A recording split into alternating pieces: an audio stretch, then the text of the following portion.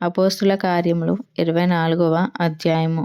5 దినములైన తరువాత ప్రధాన యాజకుడైన అననీయయు కొందరు పెద్దలును తెర్తులు అను ఒక న్యాయవాదియు కైసరయకు వచ్చి పౌలు మీద తెచ్చిన ఫిర్యాదు అధిపతికి తెలియజేసిరి.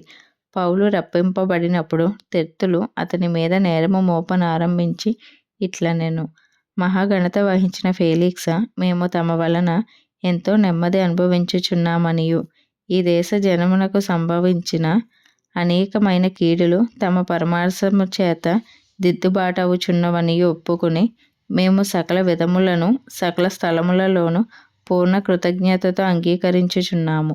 నేను తమకు ఎక్కువ ఆయాసము కలుగచేయకుండా మేము క్లుప్తముగా చెప్పుకొను దానిని తమరు ఎప్పటి వలె శాంతముగా వినవలెనని వేడుకొనుచున్నాము. ఈ మనుష్యుడు పీడ వంటి వాడును, భూలోకమందున్న సకలమైన యూదులను కలహమునకు రేపువాడును, నజరేయుల మతభేదమునకు నాయకుడునై ఉన్నట్టు మేము కనుగొంటిమి. మరియు ఇతడు దేవాలయమును అపవిత్రము చేయుటకు యత్నపడెను గనుక మేము అతన్ని పట్టుకొంటిమి.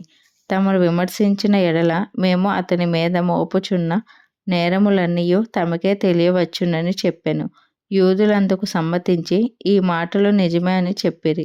అప్పుడు అధిపతి మాటలాడుమని పౌలునకు సైగ చేయగా అతడిట్లనెను: తమరు బహు సంవత్సరముల నుండి ఈ జనమునకు న్యాయాధిపతులై ఉన్నారని ఎరిగి నేను ధైర్యముతో సమాధానము చెప్పుకొనుచున్నాను. యెరూషలేములో ఆరాధించుటకు నేను వెళ్ళిన నాట నుండి 12 దినములు మాత్రమే అయినదని తమరు విచారించి తెలుసుకొనవచ్చును.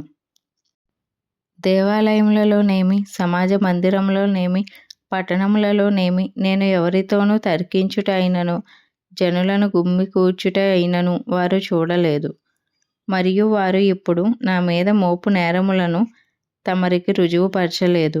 ధర్మశాస్త్రమందును ప్రవక్తల గ్రంథముల యందును వ్రాయబడి యున్నవన్నీయు నమ్మి నీతిమంతులకును అనీతిమంతులకును పునరుద్ధానము కలుగబోవుచున్నదని వీరు నిరీక్షించుచున్నట్టు నేను కూడా దేవుని యందు నిరీక్షణయుంచి, వారు మతభేదమని పేరు పెట్టు ఈ మార్గము చొప్పున నా పితరుల దేవునిని సేవించుచున్నానని తమరి ఎదుట ఒప్పుకొనుచున్నాను. ఈ విధమున నేనును దేవుని ఎడలను మనుషుల ఎడలను ఎల్లప్పుడూ నా మనస్సాక్షి నిర్దోషమైనదిగా ఉండునట్లు అభ్యాసము చేసుకొనుచున్నాను.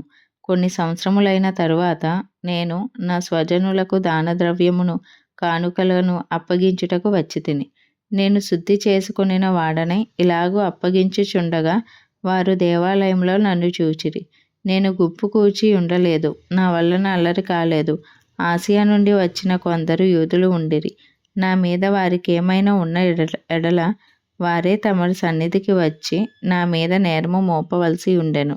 లేదా నేను మహాసభ ఎదుట నిలిచి ఉన్నప్పుడు మృతుల పునరుద్ధానమును గూర్చి నేడు వారి ఎదుట విమర్శింపబడుచున్నానని వారి మధ్య నిలువబడి నేను బిగ్గరగా చెప్పిన ఈ ఒక్క మాట విషయమై తప్ప నా యందు మరి ఏ నేరమైనను వీరు కనుగొని ఉంటే వీరైనా చెప్పవచ్చుననెను.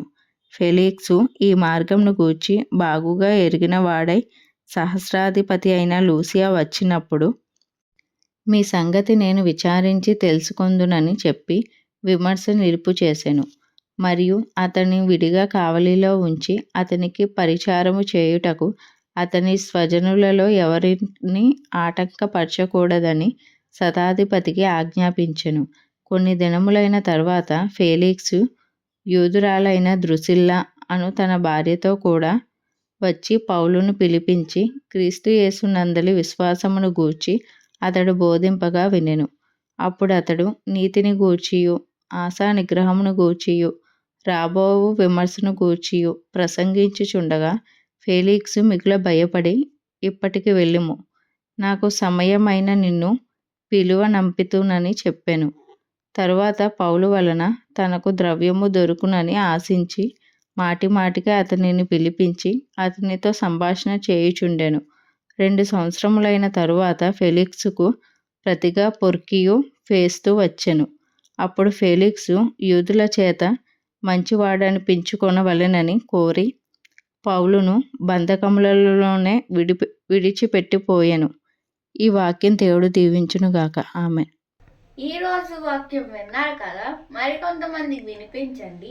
Please like, share, subscribe.